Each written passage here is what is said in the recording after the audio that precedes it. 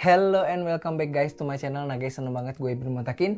Pada episode kali ini bisa ketemu kalian lagi dan bisa nemenin kalian lagi di video terbaru di channel ini guys. Nah guys, pada episode kali ini kita bakal unboxing ya smartwatch dari Iwo. Ini adalah Iwo LTE New 2021 nih guys. Kotaknya seperti ini ya, di bagian depannya ini ada logo chargingnya. Kalau misalnya bentuknya seperti ini berarti chargingnya ini wireless ya guys. Gue nggak sabar banget kira-kira seperti apa smartwatch Iwo LTE New 2021 ini guys. Karena kemarin itu ada yang DM dan request ya di kolom komentar. Jadi buat kalian yang pengen request mau di-reviewin produk apa, kalian bisa langsung aja tulis di kolom komentar. Kalau misalnya request kalian itu menarik, kita bakal wujudin request kalian nih guys. Seperti request yang satu ini. Tapi sebelum kita mulai video pada episode kali ini, buat kalian yang belum subscribe channel ini, klik tombol subscribe dan aktifkan loncengnya supaya kalian tidak tertinggal informasi, video-video unboxing dan video terbaru dari channel ini guys. Langsung aja kita unboxing Iwo LTE New 2021 ini guys. Feels ketika kita buka kotaknya tuh mirip banget sama Apple Watch ya guys. Tapi kalau Apple Watch kan warnanya putih. Kalau ini warnanya hitam seperti ini. Setelah kita buka penutup kotak yang di bagian luarnya, di bagian dalamnya ini ada kotak berwarna abu-abu seperti ini guys. Di bagian depannya ini ada gambar dari smartwatchnya. Kemudian di bagian sampingnya ada tulisan Series 6 Space Aluminium Case 44 mm. Kemudian di sampingnya lagi ada tulisan Magic Crown 7000 seri Space Aluminium Sapphire Crystal Retina Display Sport Band nih guys. Kemudian di bagian bawahnya ada tulisan Made in China. Kemudian ada tulisan-tulisan kayak gini guys. Di bagian bawah dari softboxnya ini ada tulisan wireless charger nih guys. Kalau menurut gue ini packingnya lumayan rapi dan elegan banget ya guys. Kemudian di dalam kotaknya itu juga lumayan rapih kalau menurut gue. Di bagian atasnya ada buku petunjuk. Kemudian di dalamnya ada strap yang berwarna hitam dan materialnya karet seperti ini guys. Di bagian bawahnya ini ada extra strap lagi ya guys. Jadi ketika kalian membeli ini ada dua strap yang kalian dapatkan. Yang pertama strap yang regulernya ya, yang originalnya, kemudian extra strapnya yang nilon seperti ini guys. Kemudian kalian juga akan mendapatkan wireless charger ya seperti di bagian kotaknya nih guys. Warna putih seperti ini.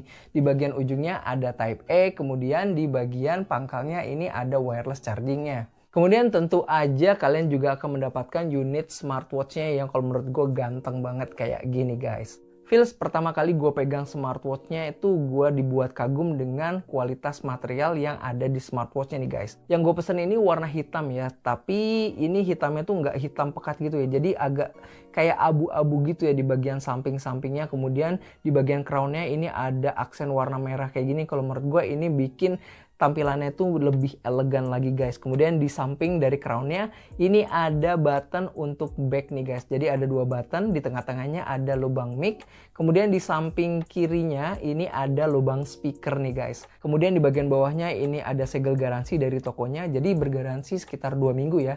Kalau misalnya kalian ada permasalahan, kalian bisa langsung kontak tokonya lagi nih guys untuk diganti unit yang baru. Kemudian di samping-sampingnya ada tulisan-tulisan kayak gini guys. Kalau menurut gua ini bikin tampilan di bagian belakang atau di bagian bawah dari smartwatchnya itu lebih elegan lagi gitu guys ya. Kemudian di bagian strapnya seperti ini yang warna hitam ya. Ini untuk strap regulernya seperti ini. Kalau menurut gue materialnya finishingnya lumayan bagus dan lumayan lembut ya ketika kita pegang. Kemudian kalian juga akan mendapatkan strap nylon, extra strap seperti ini ya.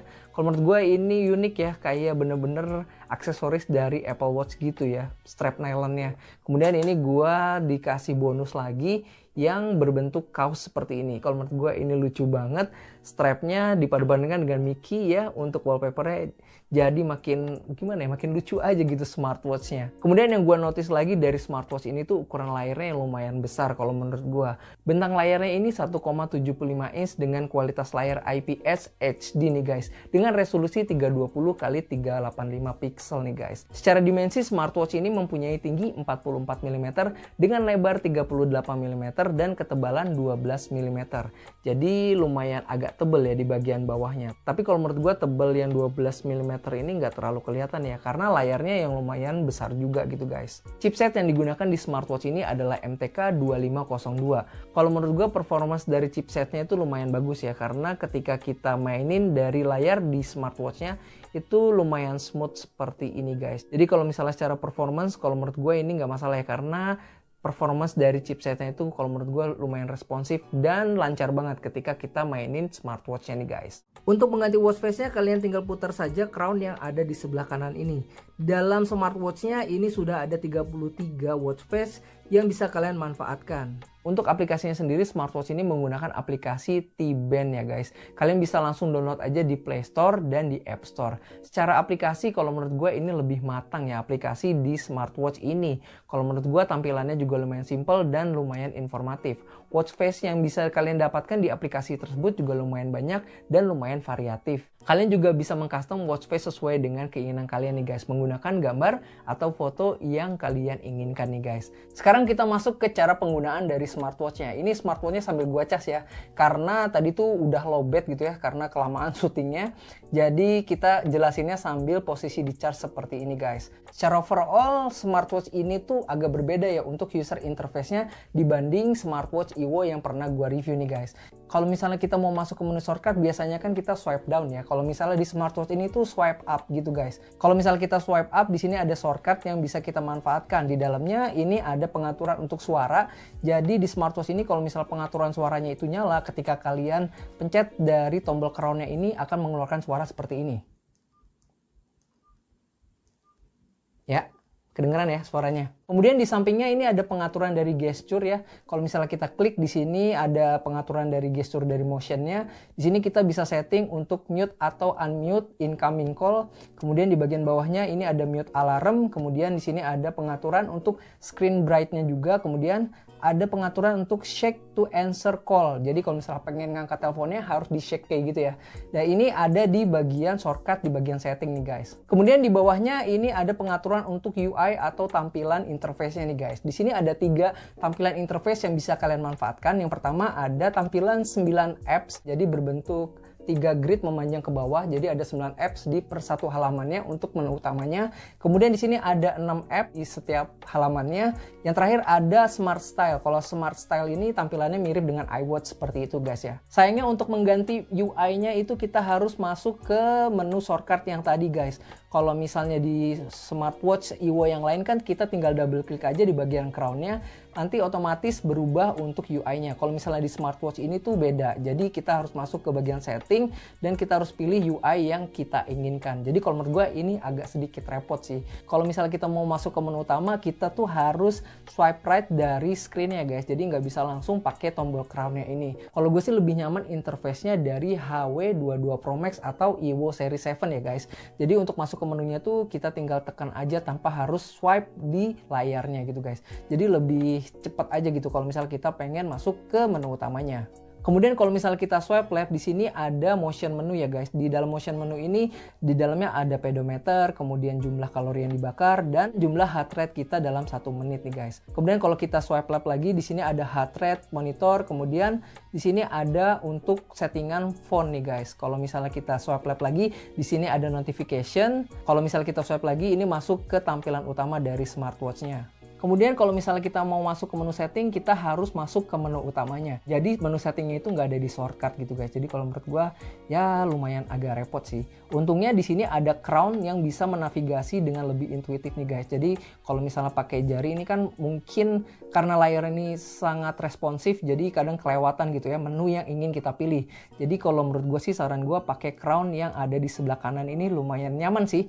Main-mainin dari settingnya, karena settingan yang ada di smartwatch ini tuh banyak banget dan fiturnya tuh kalau menurut gue banyak banget. Nanti gue bakal jelasin juga apa aja fitur yang ada di dalam smartwatch ini guys. Sekarang kita masuk ke menu setting dulu ya. Di sini ada Bluetooth setting, kemudian di bawahnya ada link to app ya. Di sini kalau misalnya kita klik akan masuk ke menu barcode seperti ini. Kalian bisa langsung scan aja untuk mendownload aplikasinya, yaitu T-Band nih guys, untuk aplikasi dari smartwatch ini. Kemudian kalau misalnya kita klik di bawahnya lagi, di sini ada clock ya. Kalau misalnya kita klik ya, clock ini di dalamnya ada clock type ya. Di sini kalau misalnya kita klik ada untuk penggantian watch face-nya.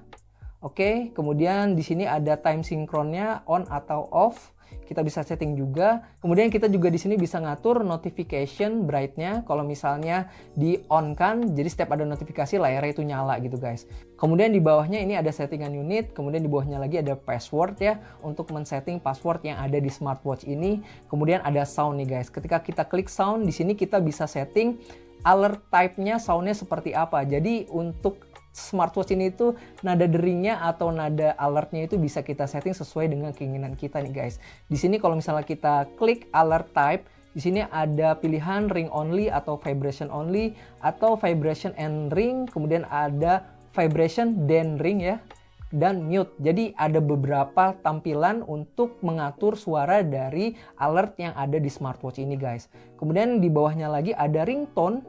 Jadi di sini tuh ada ringtone-nya, bisa disetting ya nadanya mau seperti apa. Di sini ada ring 1, kemudian ada ring 2, 3, 4 sampai ring 5. Jadi kalian bisa setup aja sesuai dengan selera kalian nih guys. Nah guys, kalian bisa langsung ngeh ya kira-kira kompleksitas dari smartwatch ini seperti apa. Karena sampai ringtone aja di smartwatch ini tuh ada gitu guys.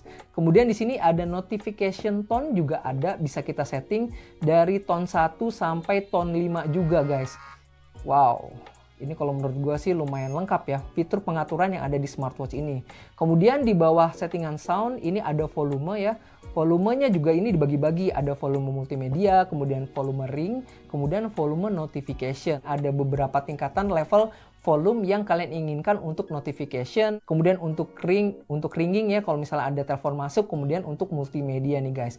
Jadi lumayan kompleks banget settingan yang ada di smartwatch ini. Kemudian di bawah volume di sini ada display. Kalau misalnya kita klik display, di sini ada menu style yang kita inginkan, UI-nya seperti apa. Kemudian di sini ada brightness-nya bisa disetting juga dari level 1 sampai level 6. Kemudian di sini ada screen timeout. Nah, screen timeout ini bisa disetting dari 5 detik sampai 60 detik nih guys. Jadi lumayan lama ya untuk screen timeout-nya. Kemudian setelah display ini ada settingan untuk internasional. Kalau misalnya kita klik ya, di bagian atas itu ada auto sinkron. Kalau misalnya auto sinkronnya itu nyala, language yang bisa dipilih oleh smartwatch ini hanya bahasa Indonesia. Karena dia membaca posisi kita ada di Indonesia. Jadi bahasa yang digunakan bahasa Indonesia. Tapi kalau misalnya auto sinkronnya itu dimatikan, language yang bisa kita pilih itu lumayan banyak. Ada bahasa Inggris, bahasa Prancis, Spanyol, Portugis, dan lain sebagainya. Di sini ada bahasa Melayu dan bahasa Indonesia juga. Jadi buat teman-teman kemarin yang nanyain smartwatch-nya itu ada bahasa Indonesia apa enggak, di smartwatch Evo yang lain itu belum ada bahasa Indonesianya. Kalau yang di smartwatch Evo LTE New 2021 ini bahasa Indonesianya udah ada ya guys. Kemudian di bagian internasional ini lagi juga ada name display. Kita bisa setting nama yang ingin kalian tampilkan seperti apa di smartwatch ini. Bisa first name, kemudian bisa last name first gitu guys. Kalian bisa sesuaikan aja dengan selera kalian masing-masing. Kemudian setelah internasional di sini ada reset, kemudian ada about nih guys. Kalau misalnya kalian klik about, di sini ada nama device-nya yaitu Evo LTE New nih guys. Kemudian di bawah about ini udah nggak ada ya. Jadi paling terakhir itu adalah about nih guys. Gimana? Settingannya itu kalau menurut gue lumayan banyak dan juga fitur yang ada di smartwatch ini tuh banyak banget guys. Sekarang kita mulai bahas fitur yang ada di smartwatch ini. Pertama yang gue mau bahas adalah fitur kesehatan yang ada di smartwatch ini. Fitur pertama yang bakal kita tes adalah untuk mengukur suhu tubuh nih guys. Kira-kira seperti apa? Kita langsung tes aja.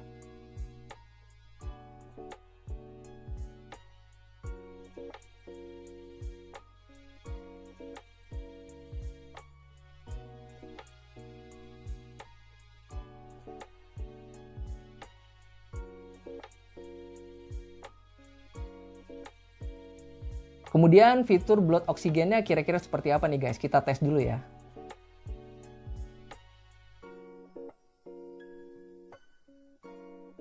Kemudian fitur blood pressure-nya nih guys. Kira-kira seperti apa blood pressure-nya? Akurat apa enggak nih guys? Kemudian kita masuk ke fitur workout yang ada di smartwatch ini. Fitur workoutnya ini ada sekitar 9 fitur workout yang bisa dibaca di smartwatch ini guys. Mulai dari cycle, kemudian basketball, badminton, pingpong, sampai papa sama history nih. Kalau history ini apa ya? Tapi yang jelas ada 9 fitur workout yang bisa kalian manfaatkan di smartwatch ini guys. Kemudian di smartwatch ini juga ada fitur music controller yang mengatur musik atau video yang sedang dimainkan di smartphone kalian nih guys. Nah yang gak kalah penting, fitur yang menurut gue unggulan di smartwatch ini adalah di smartwatch ini tuh udah bisa terkoneksi dengan Siri atau Google Assistant nih guys. Jadi kalau misalnya kalian pengen suruh-suruh, smartwatch ini tuh udah bisa. Nah kita cobain dulu ya seperti apa kira-kira responnya. Open YouTube.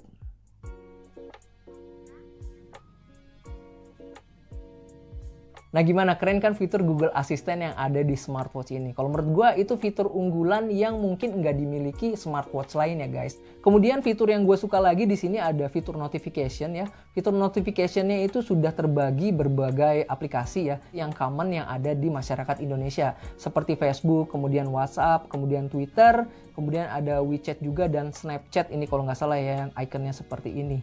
Kalau menurut gue bisa lebih memudahkan aja sih kalau misalnya kita pengen melihat notification dari aplikasi-aplikasi tersebut nih guys. Dan yang gue nggak habis pikir ya, di smartwatch ini tuh ada games coba. Kalau misalnya kita klik games, di sini ada games Top Gun ya, kalian bisa main tembak-tembakan pakai pesawat kayak gini. Dan ini kalau menurut gue lucu banget. Ini cara maininnya juga gimana, gue juga nggak tahu juga nih. Ngegerakin pesawatnya gimana caranya ya? Buat kalian yang tahu gimana cara gerakin pesawatnya, kalian bisa langsung komen aja di kolom komentar di bawah nih guys.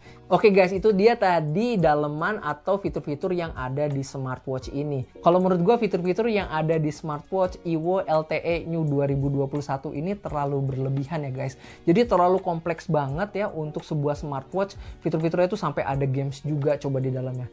Aduh gimana ya, terlalu banyak fitur yang ada di dalamnya. Akibatnya dari fitur-fitur yang banyak tadi, settingan-settingan yang banyak tadi, mulai dari sound, kemudian ada settingan juga untuk motion, gerakan, segala macam, itu membuat baterai yang 200 mAh-nya itu hanya bertahan 1 atau 2 hari, tergantung pemakaian. Nah guys, mungkin cukup sekian review kita tentang smartwatch Evo LTE New 2021 nih guys.